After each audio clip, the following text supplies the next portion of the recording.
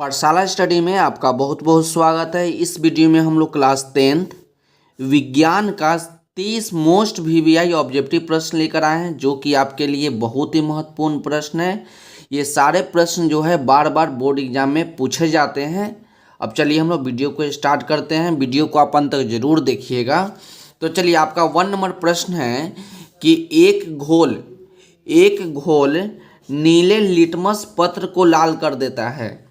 प्रश्न को आप ध्यान से देखिएगा और उसके ऑप्शन को भी आप ध्यान से देखिएगा। प्रश्न में आपसे क्या बोला कि एक घोल नीले लिटमस पत्र को लाल कर देता है, तो घोल का पीएच मान क्या हो सकता है।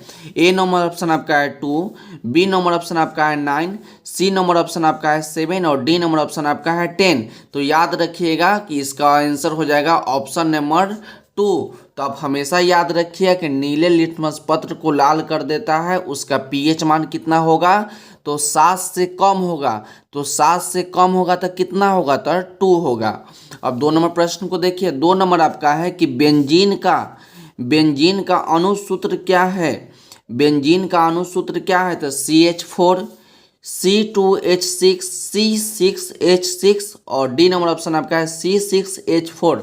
तो आप याद रखिएगा, इसका सही आंसर हो जाएगा ऑप्शन नंबर सी, C6H6 आपका बेंजीन का सूत्र होता है।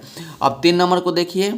3 नंबर आपका है कि एथिल अल्कोहल क्या है, कि एथिल अल्कोहल का IUPAC नाम है एथेनॉल, एथेनोन और एथेनोइक अम्ल। तो आप याद रखिएगा कि एथिल अल्कोहल को एथेनॉल IUPAC नाम है। इसका आंसर हो जाएगा ऑप्शन नंबर बी। और 4 नंबर देखिए। 4 नंबर आपका है कि CnH2n निम्नलिखित में किसका सामान्य सूत्र है। CnH2n निम्नलिखित में से किसका सामान्य सूत्र है, तो एल्कीन का कोई नहीं। तो इसका ऑप्शन हो जाएगा ऑप्शन नंबर बी, एल्कीन का। और एल्केन का आप जानते हैं कि CnH2n+2 होता है और एल्काइन के भी आपको मालूम होगा। अब देखिए प्रश्न संख्या 5। तो प्रश्न आपका 5 है कि लोहे की परमाणु संख्या है। तो इसको आप डायरेक्ट याद रखिएगा कि लोहे का परमाणु संख्या आपका 26 होता है। तो लोहे का परमाणु संख्या कितना होता है, तो 26 होता है। अब 6 नंबर को देखिए। 6 नंबर आपका है कि पीतल है। तो इसको आप डायरेक्ट याद रखिएगा, पीतल जो है आपका मिश्र धातु होता है, जिसमें आपका धातु भी होता है, तांबा भी होता है, लोहा भी होगा, टीन भी होगा। बहुत सारा पदार्थ मिलके, बहुत सारे धातु मिलके पीतल का निर्माण किया जाता है। तो आप याद रखिएगा पीतल जो है आपका मिश्र धातु है। अब 7 नंबर को देखिए। 7 नंबर आपका है कि निम्नांकित यौगिकों में कौन अम्ल है। CuO, H2SO4, Na2O, CaOH का होल 2। तो इसका सही आंसर हो जाएगा ऑप्शन नंबर बी, H2SO4, जिसको हम लोग सल्फ्यूरिक अम्ल भी बोलते हैं। ये आपका अम्ल होता है, याद रखिए। 8 नंबर को देखिए। 8 नंबर आपका है कि इलेक्ट्रॉन पर आवेश होता है। तो इसको डायरेक्ट याद रखिएगा कि इलेक्ट्रॉन पर आवेश होता है -1.6 × 10⁻⁻19 कूलम। तो इलेक्ट्रॉन पर आवेश कितना होता है, तो इलेक्ट्रॉन पर आवेश होता है -1.6 × 10⁻⁻19 कूलम। अब 9 नंबर देखिए। 9 नंबर आपका है कि खिलौनों में किस सेल का उपयोग होता है। तो सौर सेल, सूखा सेल, डेनियल सेल, कोई नहीं। तो इसका ऑप्शन हो जाएगा ऑप्शन नंबर ए, सौर सेल। तो खिलौना में सौर सेल का उपयोग किया जाता है। अब 10 नंबर को देखिए। 10 नंबर आपका है कि कार्य करने की क्षमता को कहते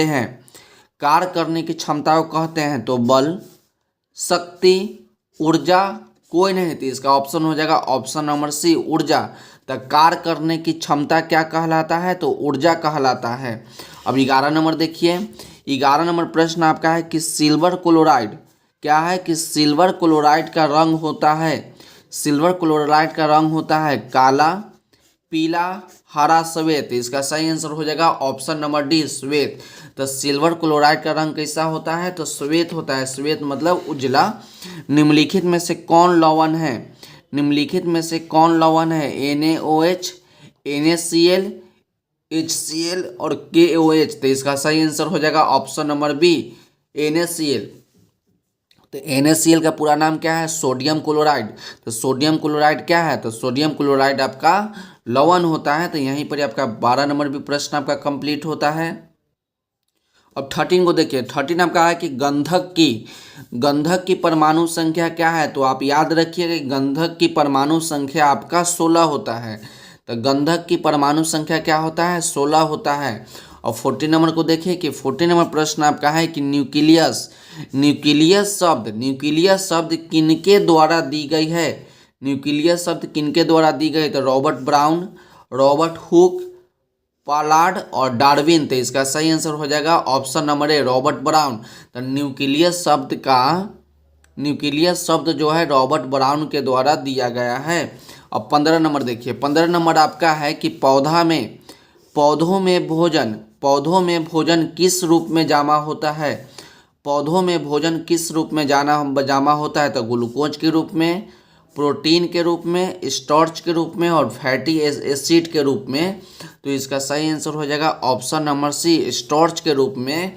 तो आप हमेशा याद रखिएगा कि पौधा में भोजन स्टार्च के रूप में जमा होता है। अब 16 नंबर को देखिए। 16 नंबर प्रश्न आपका है कि प्रसिद्ध पुस्तक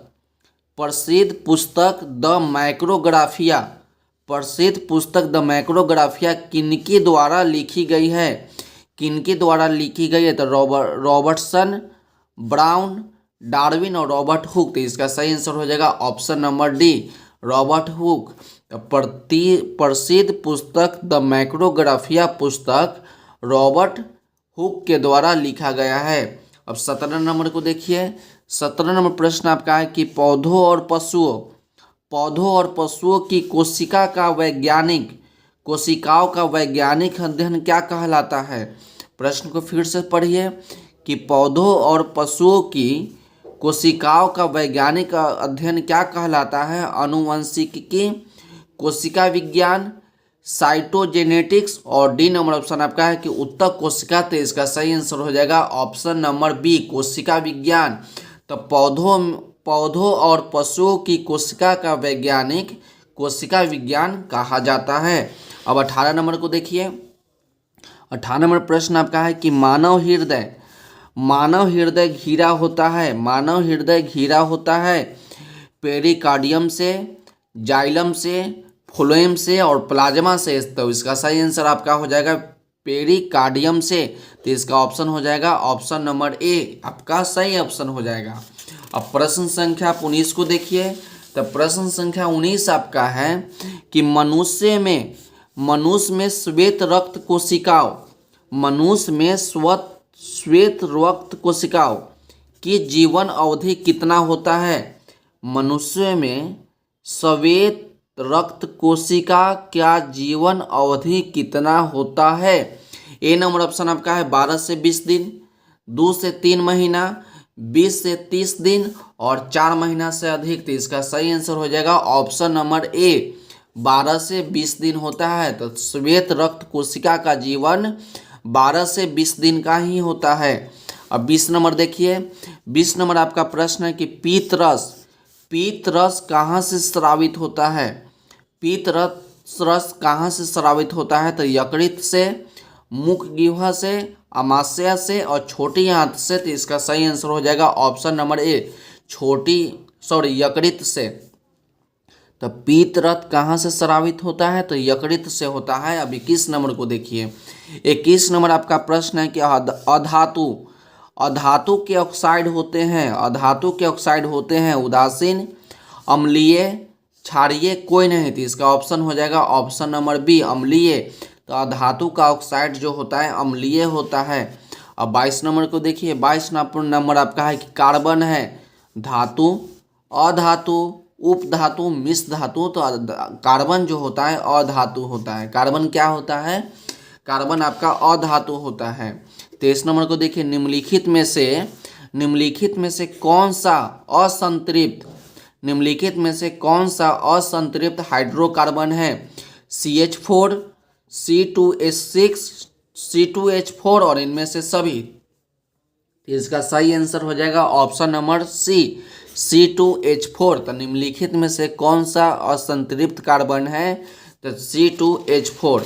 अब 24 नंबर को देखिए कि एरोमेटिक हाइड्रोकार्बन है। एरोमेटिक हाइड्रोकार्बन है तो इसका सही आंसर हो जाएगा ऑप्शन नंबर C6H6। तो एरोमेटिक हाइड्रोकार्बन क्या है? तो C6H6।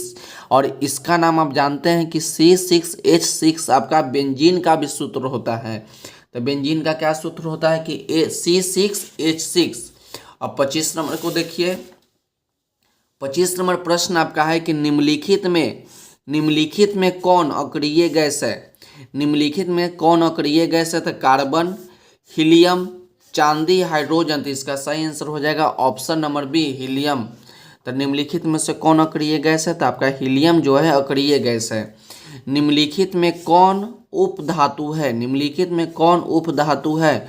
Cu, Na, Sb और Fe। तो इसका सही आंसर हो जाएगा ऑप्शन नंबर ए, Cu। तो Cu से आपका क्या होता है? कॉपर होता है। तो कॉपर जो आपका होता है उपधातु होता है। अब 27 नंबर प्रश्न को देखिए। 27 नंबर आपका प्रश्न है कि पौधों में श्वसन होता है। पौधों में श्वसन होता है तो जड़ में, पत्तियों में, तना में और इनमें से सभी। तो इसका सही आंसर हो जाएगा ऑप्शन नंबर डी, इनमें से सभी।